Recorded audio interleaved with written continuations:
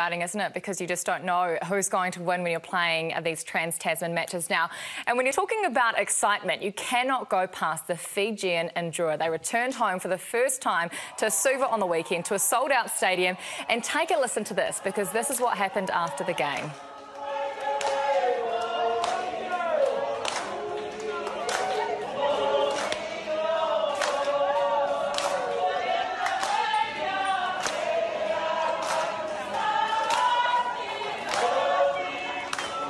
We've all been there. The result didn't matter on the day, does it? And it doesn't matter to the Fijians. This is the sound of Fiji. Hold on, no. Oh, the result didn't matter on the day for me. It certainly mattered for me and the Highlanders. And it was the 100th game for Tony Brown coaching. And it meant to them. And I think at half-time, I think it dawned on the fact that, you know, we're in a true battle. So I look at this and go, I think I was smiling for a number of reasons. But first and foremost, when the television cameras came on and I saw the crowd, we all wanted to be there. Mills, Jake, you, Kirsty, no, you're probably somewhere else. Hey, I'll come. I'll come for the trip. You'll come for the trip. I tell you what, 15,000. This is why I look forward to next season, when all of their games are at home, hopefully, and we get to see this on a weekly basis. I wanted your Highlanders to lose. I wanted them to lose just because of the event. I know you're passionate about it, but I just think that, like you said, it is Fiji. They were singing, it's great, but they needed to win, and that would have been great for the environment. And I'm just disappointed that you guys came back to be fair, ruined the party. I wanted the Drua to beat you last week, so what am I saying? But you know what I mean? Like, what a fantastic event. We spoke about it, Mills. We talked about Moana Pacifica, you know, trying to get back to Samoa and Tonga to play.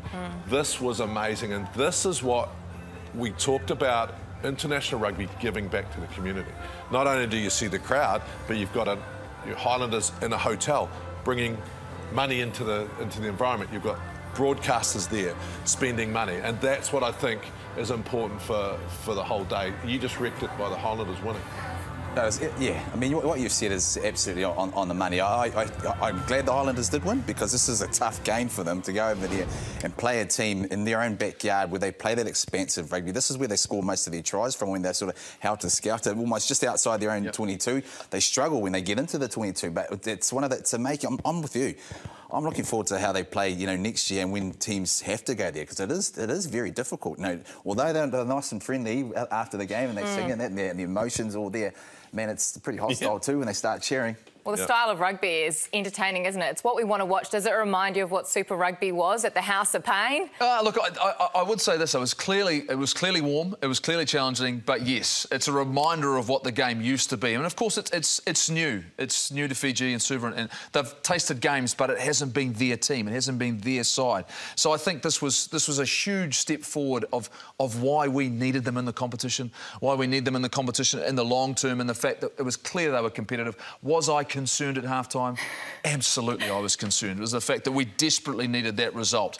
So to get that was great, but the standard has been set for everybody else, the fact that I'd love to see that joy once again. And, by the way, I don't think there was a card in that game, which means it was played in the right spirit, with the right accuracy, with teams who wanted to go out and play some rugby. The only thing I don't want to happen to the Drua or Moana Pacifica, I don't want them to play like us. No. I mean, the thing I'm loving about the Drua especially is they are playing with flair, they're playing with Fijian style, they're throwing caution to the wind at times, especially inside their own 22. And I just hope that doesn't get knocked out of them. I mean, you can see from this try here. I got a sense, Mills, like every time there was a mistake, I thought they'd go 90. I thought they'd go the length of the field. That's what it felt like to watch them play, right? You know, and even after they scored their very first try, all of a sudden they tried to do a double miss, virtually in their own end goal, you know, and they chucked it into the sideline. You know, so there's a freedom about the way they play. But that's playing to their strengths, right? Yeah, they've found a real nice balance in terms of what Mick Burns sort of found in terms of their style. They want to create stuff from inside their own half. When they actually struggle when they get into the 22s, because they don't know, they actually go to a totally different style. So I'm glad they sort of found that balance. I'm glad that it's created running rugby, but also it almost seems like, do we need to fix anything then? If the competition's close now, the Australians are playing well, the Drua, they're competitive, and Moana. Is there anything that needs to be fixed? Well, the only thing that needs to change, I reckon, is breakdown on the road in Suva next year. would be... Well, there's another home game, suggest. May 27 against the Chiefs. We can still go over if you want. Still make it. It's not too late. Still make it. I do want to say a big congratulations to Brownie. You know, loyalty as an individual and a coach, and his commitment to the Highlanders, and you know his 100th Test match, 100th game coaching the Highlanders. I mean, came around a lot. Oh, that's also what... He's been around a while, to be Jamie, fair. yeah. He's been around a while. That cheese cutter's been around a long time. Yeah. And a tough year. I know there was an alumni group that got together down in Dunedin, but the messages that were going across WhatsApp were awesome. You know, everyone was there with him, wanting him to chase success after what's been a difficult year. It's really nice. Really, really well said, Jeff. Well, we've got James Parsons coming on after the break. But before we go, we've got the trivia question for you to get involved in, and for these guys as well, because we love putting them on the spot. Are you ready for it? I know Jeff won last week. I was ready last week, and it took until the part 3 for me to get acknowledged, to be fair. I won it. Well done. No, you didn't win it, JK. I thought I won it last week. Well, you know what this week is? It's a little bit different.